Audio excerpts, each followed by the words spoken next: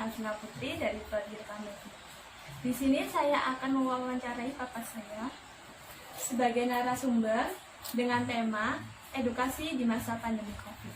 Nah, ya Pak, usianya Papa sekarang berapa ya? Sekarang 53 tahun.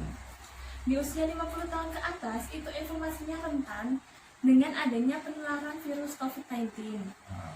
Baik Pak, bagaimana cara Papa menjaga imunitas tubuh dengan baik dan terhindar dari penyakit virus COVID-19 ini Pak? Baik ya, sebelum menjawab pertanyaan tadi, yang perlu digarisbawahi bahwa kita tidak usah takut, tidak perlu takut dengan COVID-19. Ya, kenapa? Ketika diri kita setiap hari, setiap kali takut, ini menurunkan imunitas tubuh. Kalau imunitas tubuh kita turun, otomatis semua virus dengan mudah masuk ke dalam tubuh kita, dengan mudah tertular. Oleh karena itu kita garis bawahi, kita tidak usah takut, ya, kita tidak usah takut. Ya.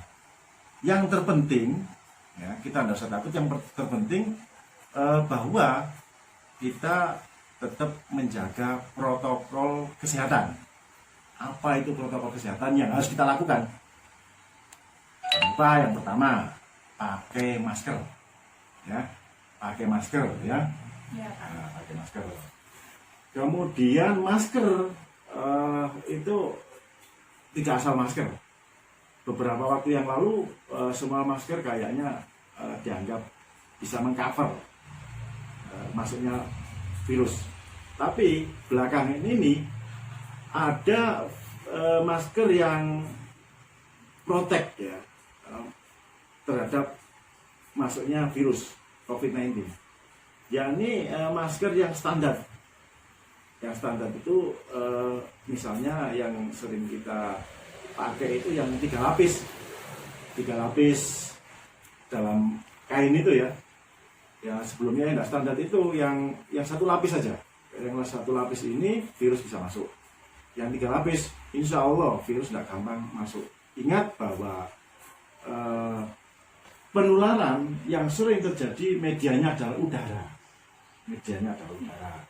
Oleh karena itu, dengan kita memakai masker, insya Allah masker itu standar, virus tidak akan masuk. Dan masker harus diganti atau dicuci. Ya. Kemudian yang kedua, selalu cuci tangan. Ya, selalu cuci tangan. Terus bagaimana Pak kalau misalnya kita jauh ya, dari air, ya kita siapkan aja. Banyak kan sekarang pengganti kita cuci tangan itu dengan hand sanitizer ya, itu bisa kita pakai, kita bawa kemana-mana. Terus misalnya Pak nggak ada jauh dari air tempat kita, kemudian nggak bawa hand sanitizer, bagaimana? Ya jangan sekali-kali tangan kita gunakan untuk memegang bagian wajah, terutama mulut, hidung, mungkin juga mata. Nah ini tangan kita jangan sampai menyentuh bagian tubuh, bagian wajah ini. Jadi sampai dengan adanya mungkin air untuk cuci tangan atau mungkin ada beli hand sanitizer, nah itu baru kita boleh memegang wajah. Kemudian yang kedua, sering cuci tangan sudah ya. Yang ketiga ya sekarang. Yang ketiga adalah menjaga jarak, atau biasanya istilahnya ya physical distancing ya. Jadi jaga jarak. Kenapa kita harus menjaga jarak? Walaupun kita pakai masker, tetap kita jaga jarak. Kenapa? Yang pertama, khawatirnya orang yang ada di dekat kita itu terinfeksi virus COVID-19 ya. Dan yang lebih bahaya lagi itu adalah orang tanpa gejala. Orang tanpa gejala itu OTG ya. Itu yang lebih bahaya. Kenapa? Karena kita tidak tahu, yang OTG pun tidak tahu kalau dirinya terinfeksi. Nah ini, oleh karena itu perlu ada jaga jarak, ya, sehingga dari napas, dari percikan air ludah itu tidak kita hirup, ya, karena adanya jarak. Jadi physical distancing itu perlu. Yang keempat adalah ini, kita tidak usah keluar rumah, ya. Social distancing, ya, social distancing. Kita jangan sering-sering kumpul-kumpul. Nah, hindari keluar rumah kalau tidak benar-benar penting sekali. Kalau seandainya kerja bagaimana, Pak? Atau nanti suatu ketika ada kuliah tatap muka, atau mungkin belajar tatap muka, sekolah-sekolah tatap muka, ya tetap aja, tidak masalah. Yang terpenting prosedurnya, prosedur daripada kesehatan itu apa yang harus dilakukan, itu aja. Jadi kita harus sesuai dengan prosedurnya. Insya Allah kita terhindar. Jadi kalau sementara ini social distancing, ya. Jadi itu yang perlu kita jaga. Kita tidak usah keluar rumah kalau tidak penting sekali.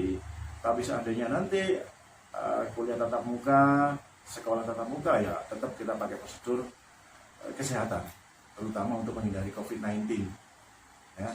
Nah, untuk saya sendiri, selain yang saya lakukan 4 macam tadi, sebagaimana tadi saya sampaikan bahwa usia saya sudah 53. Bagaimana supaya itu secara pribadi, ya, yang untuk terhindar dari berbagai macam penyakit khususnya COVID-19, itu yang pertama nutrisi, ya. Jadi pola makan harus dijaga. Usia 50 tahun ke atas, saya 53, itu nutrisinya perlu dijaga, jangan sembarang makan. Jadi harus dipilah-pilah mana yang harus banyak saya makan, mana yang tidak harus saya makan, mana yang sedikit saya makan. Nah, itu harus dipilah-pilah. Sehingga di masa-masa pandemi ini yang paling banyak saya konsumsi itu vitamin. Jadi buah-buahan itu yang paling banyak saya konsumsi, sayur yang paling banyak saya konsumsi. Jadi yang pertama adalah saya jaga nutrisi, pola makan. Yang kedua adalah aktivitas gerak, olahraga, ya. Jadi seusia 53 ini kira-kira olahraga yang pas, itu juga enggak semua olahraga nanti malah enggak karuan, ya. Jadi yang paling nyaman, aman untuk usia 50 ke atas, 53 seperti saya, ya Pak, bersepeda. Bersepeda, jalan, nah itu yang kita lakukan. Jadi 1, menjaga pola makan, 2, aktivitas olahraga, aktivitas gerak, 3, jangan lupa berdoa pada Allah, ya, supaya kita dilindungi. Tidak ada kekuatan selain kekuatan Allah. Ya, di situ kita meminta kekuatan itu untuk diri kita sehingga kita tetap strong. Nah, itu saja yang perlu saya sampaikan sebagai orang tua dari Widian Alvina Putri, ya. Assalamualaikum warahmatullahi wabarakatuh. Semangat, salam olahraga. Siap. Baik, itulah wawancara saya terkait dengan tema edukasi di masa pandemi COVID-19. Kesimpulan dari narasumber yaitu Bapak saya adalah selain menjaga protokol kesehatan, Bapak juga menyampaikan 3 hal yang perlu dilakukan pada seseorang yang mempunyai usia di atas 50 tahun, yaitu 1, menjaga pola makan, 2, melakukan aktivitas olahraga secara rutin, dan ketiga adalah berdoa kepada Allah supaya terhindar dari berbagai macam penyakit, khususnya COVID-19. Sekian dari wawancara saya. Kurang lebihnya mohon maaf. Wassalamualaikum warahmatullahi wabarakatuh. Semangat!